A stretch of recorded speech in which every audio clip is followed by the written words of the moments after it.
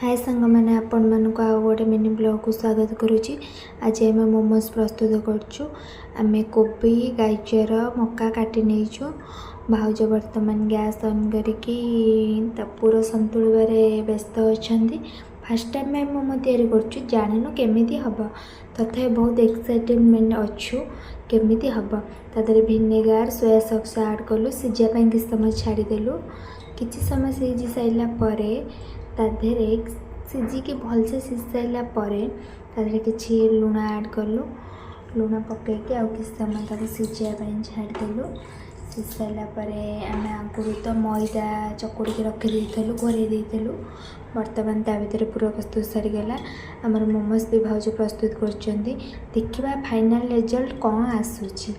और जदि वीडियोटा आपण मानक भल लगे लाइक शेयर सब्सक्राइब करेंगे।